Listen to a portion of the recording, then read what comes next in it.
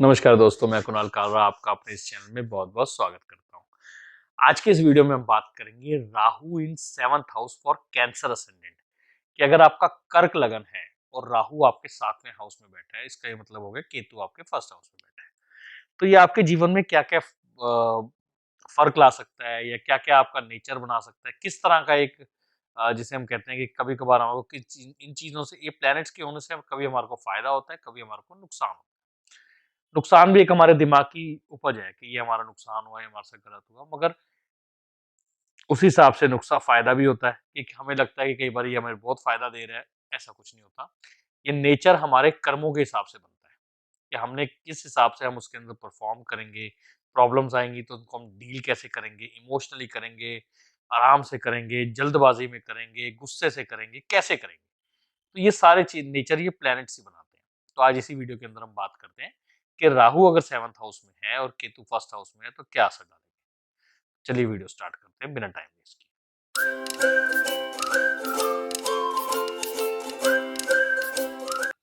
देखिए, सबसे पहले हमने समझना है कि कैंसर असेंडेंट के बारे में, राइट? कैंसर असेंडेंट में केतु बैठा हुआ है। कैंसर असेंडेंट यानी कर्क लगन। ये जो कर्क लगन के लोग होते हैं, ये बहुत ही इमोशनल लोग होते हैं, बहुत ही क्यूट, लवेबल तरह के लोग होते हैं।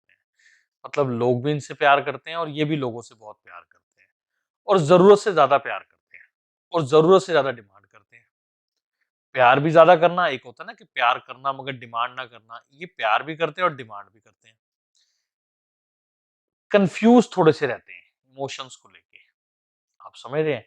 बहुत जल्दी, क्योंकि देखिए आप ये केकड़ा पूरा पानी के अंदर नहीं होता, मगर पानी और मिट्टी दोनों के अंदर होता है। समुद्र के पास आपको केकड़ा नज़र आएगा ना, तो वो मेन गहरे में नहीं होता। तो इसका ये मतलब है कि ये टू एंड फ्रो इनका वो होगा, जीवन होगा। टू एंड फ्रो का मतलब हो गया कि कभी खुश हो जाएँगे, कभी खुद रोने लग जाएँगे तो चाहेंगे सभी मतलब चुप रहें।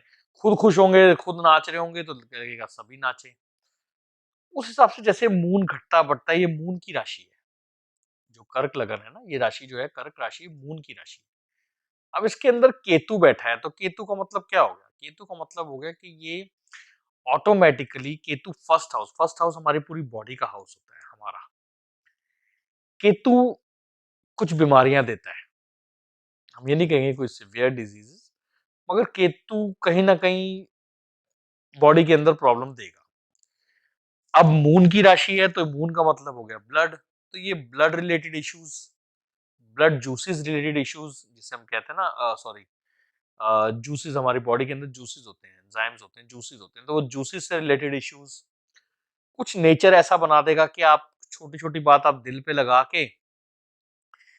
लगाने के बाद आप छोटी-छोटी बातों पे लड़ोगे लोगों से और लड़ने के बाद ऑटोमैटिकली आप उनसे दूर होते जाओगे।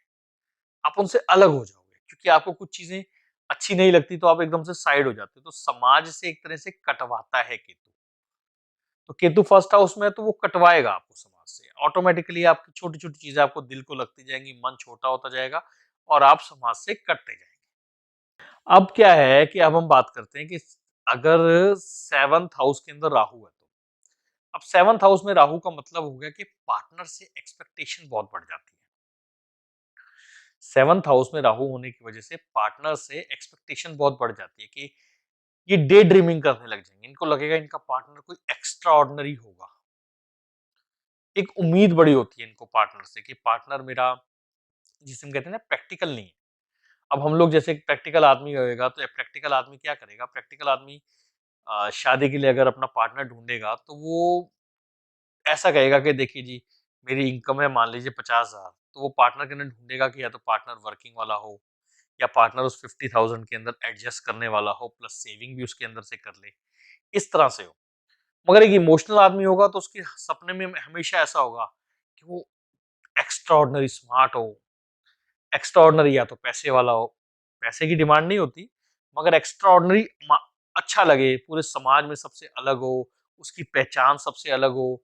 मतलब एक एक्सपेक्टेशन जिसे हम कहते हैं ना, डे ड्रीमिंग क्या होता है कि आप मुंगेरी लाल के हसीन सपने, तो आप सपने देख रहे हैं कि जी बहुत वो हो गया और वो सपने पूरे होते नहीं है तो फिर मन टूटता है। तो राहु ये बहुत ज्यादा एक्सपेक्टेशन बढ़ा देता है पार्टनर को लेके। पार्टनर को लेके, अगर आप बिज़नेस में पार्टनरशिप करते हैं तो पार्टनरशिप को लेके, ये सारी चीज़ें। तो ये चांसेस हैं कि इनकी जो पार्टनर होगा, वो आपको आउट ऑफ कास्ट मिल जाएगा, या ये हम कह सकते हैं कि या तो बहुत ही हेवी होगा या बहुत लीन होगा। रिलेशनशिप में हो सकता है इनका पार्टनर। रिलेशनशिप में समझ रहे हैं आप? जैसे फर्स्ट कज़िन्स में शादियाँ होती हैं, उस तरह के चांसेस बन सकते हैं। तो इस तरह की चीज़ें जो होंगी वो राहु 7th हाउस के अंदर देगा। और अगर हम बात करें तो और देखिए एक्स्ट्रा एफर्ट्स, मेडिकल इश्यूज की बात मैंने आपको बताई है कि एक्स्ट्रा एफर्ट्स करेंगे, कि एक्स्ट्रा एफर्ट्स इन्होंने करने हैं कि हमें पार्टनर को लेके एक्स्ट्रा एफर्ट्स भी करने पड़े इनको, कि मान लीजिए वेट कर रहे हैं या कहीं जैसे मैंने आपको बताया ना कि लवेबल होते हैं, तो लोग इनसे प्यार बहुत करते हैं। लोग प्यार करते हैं, मगर ज़रूरत से ज़्यादा जब लोग इनके साथ आना शुरू करते हैं, इनके पास आना शुरू करते हैं, तो ये उनसे डिटैच भी होंगे। एक होता है ना कि लोग आपसे प्यार कर रहे हैं, आप उनसे प्यार कर रहे हैं, आप टाइम स्पेंड करना अच्छा लगता है। मगर जब इनके लोग ज़्यादा पास आना शुरू हो जाते हैं, तो ये उनसे परेशान होके उनसे कटना शुरू कर देते हैं। इस तरह से मतलब आपको इनके अंदर चेंजेज़ और इस तरह से फ्लक्चुएशंस आपको देखने को इनके अंदर मिलेगी। तो राहु 7th हाउस के अंदर ये सारी चीज़ें आपको देगा। बाकी मेन चीज़ राहु की क्या डिपेंड होती है, वो मैं आपको बताना चाहूँगा कि राहु केतु एक छाया ग्रह होते हैं। राहु केतु एक छाया ग्रह होते हैं। ये छाया ग्रह ऐसे होते हैं कि अगर इनके साथ कोई प्लैनेट बैठा है, तो ये उन सब के रिजल्ट्स देंगे, या किसी ने इन पे दृष्टि डाली। अब पर्सनल हॉरोस्कोप तो नहीं है हमारे पास, तो हम ये कह सकते हैं कि राहु में ये सारी चीज़ें होंगी, मगर किस हद तक होंगी, कितनी डिग्रीज़, ये सारी चीज़ें पर्सनल हॉरोस्कोप पे डिपेंड होती है। मगर बेसिक्स आपको ये सारी चीज़ें समझ आ जाएँगी कि ये एक्सपेक्टेशन, कन्फ्यूजन्स पार्टनर को लेके, पार्टनर पे शक करना, हमेशा डाउट रहना कि मेरा पार्टनर कहीं किसी और के पास तो नहीं चला गया, कहीं फैमिली में तो नहीं इन्वॉल्व हो गया। ये ओवर पोजेसिव हो जाते हैं। पार्टनर को लेके ये ओवर पोजेसिव हो जाएँगे। तो ओवर पोजेसिवनेस अगर आपको देखनी है तो आप ये कैंसर असेंडेंट के अंदर देख सकते हैं।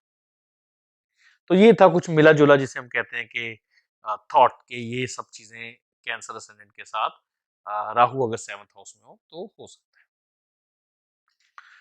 तो इस वीडियो में इतना ही, जल्दी आपसे मिलता हूँ एक नई वीडियो के साथ, तब तक के लिए नमस्कार, आपका समय शुभ।